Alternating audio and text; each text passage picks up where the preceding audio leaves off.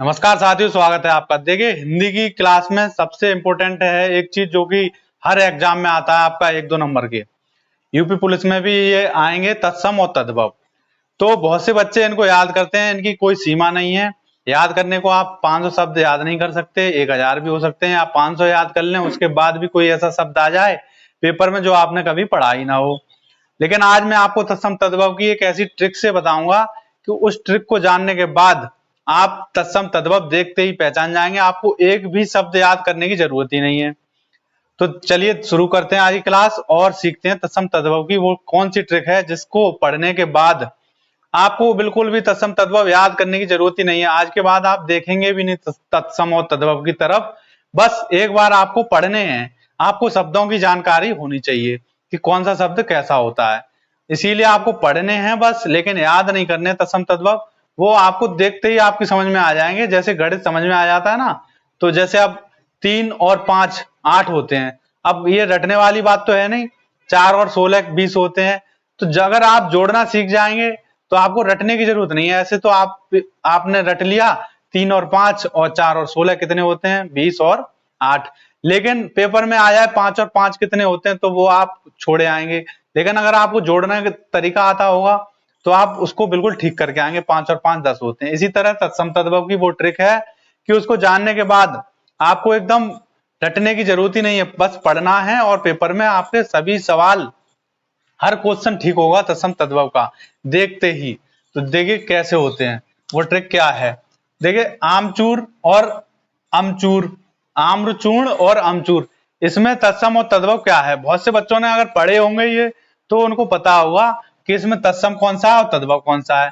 तो फिलहाल आद्रक और अदरक, इसमें तत्सम कौन सा तद्भव। इसमें याद करने वाली कौन सी बात है और रटने वाली क्या बात है वो मेरी समझ में नहीं आता। लेकिन इसमें एक ऐसी ट्रिक है कि उसके बाद आपको इसको रटने की जरूरत ही नहीं है। देखिए, पहली वो ट्रिक ये है कि तत्सम कठिन शब्द होंगे और तद्भव सरल शब्द। अगर बोलने में कठिन शब्द मतलब कठिनाई हो रही है, आपको बड़े बड़े मात्राएं लग रही हैं, जैसे ण है और ज्ञा है, रा उड़ रहा है नीचे से, कुछ कुछ भी हो, अगर कठिन शब्द है तो बोलने में कठिनाई हो रही है तो वो हो गया तत्सम।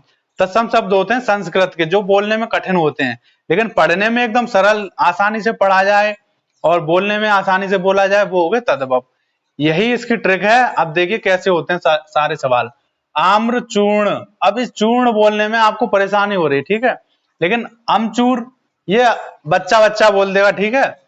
जो पढ़े लिखे लोग होते हैं, जो स्कूल जाते हैं, संस्कृत पढ़ी है, वो आराम से बोल सकते हैं। लेकिन जो पढ़े लिखे नहीं है वो आम्रचूर्ण नहीं बोल पाएंगे, अमचूर बोल लेंगे।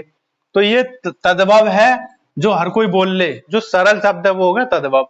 ये है तत्सम। तो ये कौन सा, तत्सम, ठीक है। इसी प्रकार आद्रक, अब ये देखिए कितना कठिन शब्द है आद्रक, ठीक है। लेकिन अदरक में कोई कठिन है, कुछ नहीं है। तो अदरक कौन सा हो गया आपका, तद्भव, तद्भव, ठीक है। अकथ्य, अकथ्य ये बोलने में कठिनाई हो रही है आपको, लेकिन अकथ बोलने में कोई कठिनाई नहीं है। तो ये हो गया आपका तद्भव और ये आपका तत्सम।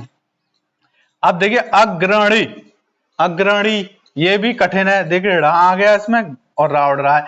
लेकिन अगवा, अब आपको भले ही अगवा अगर ऑप्शन में आ जाए, सीधे क्वेश्चन दे दे कि अगवा कैसा है, तत्सम है या तद्भव है, अब आपको पढ़ने में भी आसानी है अगवा और बोलने में भी आसानी है। तो आप इसको सीधे सीधे बोल देंगे कि ये तद्भव है। अगर ये पेपर में आ जाए केवल एक शब्द दे दे, अगर दो दे दे तो आप पहचान सकते हैं। लेकिन अगर एक ही शब्द दे दे कि अग्रणी तत्सम है या तद्भव है, तो आप इसको देखते ही बता देंगे कि ये तत्सम है, क्योंकि ये कठिन शब्द है, ठीक है। तत्सम, देखिए तत्सम बोलने में भी कठिन है लेकिन तद्भव बोलने में सरल है। तो ये कठिन शब्द होंगे और तद्भव कैसे सरल शब्द होंगे, सरल। ये हिंदी के जो आगे चलते चलते जैसे हम बोलते रहते हैं, एक भाषा में किसी का कठिन नाम हो उसको एकदम सरल नाम से बोलते हैं, वो तद्भव होते हैं। मतलब बोलने की समय के साथ साथ उसमें परिवर्तन होते रहते हैं नाम में और सरल नाम आ जाता है, वो तद्भव है। अब देखिए आषाढ़, इसमें देखिए ये वाला कठिन है और ये तो है ही है, ज्यादा कठिन नहीं है। तो ये कठिन, लेकिन अषाढ़ इसको बोलने में कोई कठिनाई नहीं है। तो ये हो गया आपका तद्भव। एकल, अकेला, अकेला आसानी से बोला जा रहा है। एकल, इसमें लग रहा है कि ये संस्कृत का वर्ड है एकल, मतलब बोलने की कठिनाई देखनी है आपको और दूसरा पढ़ने की, दोनों चीज देखनी है। अब इसको बोलने में देखिए, एकल आप जल्दी से नहीं बोल सकते, लेकिन अकेला आसानी से बोल सकते हैं, ठीक है।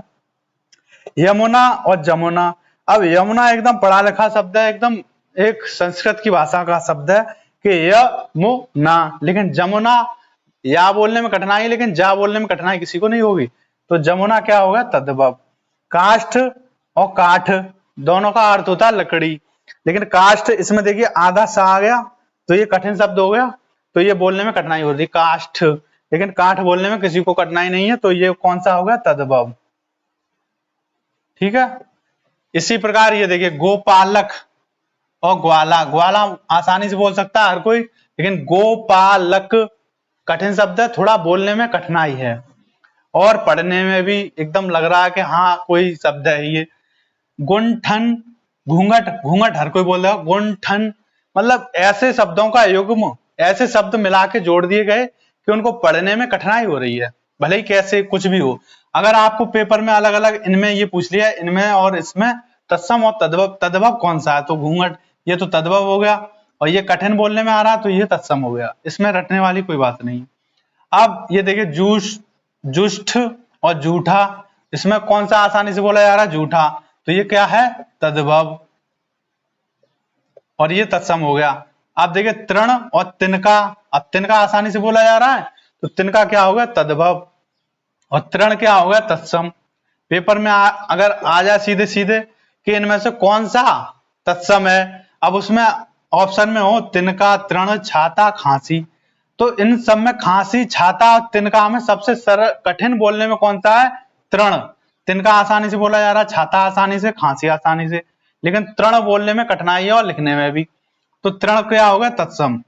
अब देखिए छत्र और छाता, छाता आसानी से बोला जा रहा है तो ये होगा तद्भव, और छत्र कठिनाई है, कठिन शब्द है त्रा, तो देखिए त्रा की जगह ता आ गया, कठिन शब्द तो नहीं है, ता तो हर कोई बोल लेगा, बच्चा भी ता बोल लेता है, तो ये छत्र क्या हो गया, तत्सम, और छाता होगा तद्भव।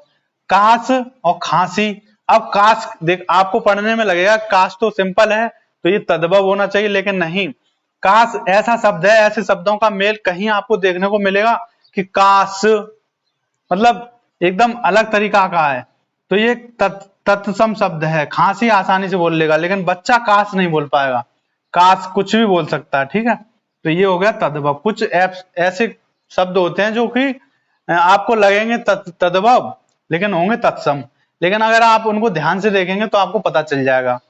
अब देखिए कंकड़, इसमें ड़ा आ गया, अब ड़ा तो कठिन ही है तो ये तत्सम हो गया। कंगन, तो ये हो गया तद्भव, कंकड़ का कंगन तद्भव होता है। ये कभी पेपर में ऐसे नहीं आएंगे कि कंकड़ का कौन सा शब्द तद्भव होगा, अगर आ भी गया तब भी उसमें सिंपल वर्ड आपको देखना है, क्योंकि तद्भव तो सिंपल ही होते हैं। अब देखिए कृष्ण, किशन, ये सरल है तो ये तद्भव है, ये तत्सम है। गुण और गुण, ड़ा की जगह ना आ गया। अब बहुत से ऐसी ट्रिक बताते हैं कि किस शब्द की जगह कौन से आते हैं तो वो तत्सम होंगे, वो आपको इतने शब्द याद ही नहीं करने, आपको केवल ये देखना है कि कठिन शब्द कौन सा है और सरल शब्द कौन सा है। इसमें कठिन गुण है और सरल है गुण, तो गुण क्या होगा, तद्भव, और ये हो गया तत्सम। तो ये तत्सम तद्भव यहीं खत्म है। इस ट्रिक के बाद आपको बस थोड़ी प्रैक्टिस की जरूरत है। अगर आप पढ़ेंगे तत्सम तद्भव तो उसमें आपको केवल यही देखना है कि कठिन शब्द कौन सा है और सरल कौन सा है, और कठिन देखते ही आपके दिमाग में और वहां किताब पे भी आप देख सकते हैं कि कठिन शब्द तत्सम ही होगा और जो सरल शब्द है वो तद्भव होगा। बस थोड़ी प्रैक्टिस से आप इसको इस ट्रिक को ध्यान में रख के अगर तत्सम तद्भव पढ़ेंगे तो आपको फिर कभी दोबारा उसको पढ़ना ही नहीं पड़ेगा, बस शब्दों की जानकारी हो जाएगी आपको। तो मिलते हैं अगली क्लास में, थैंक यू।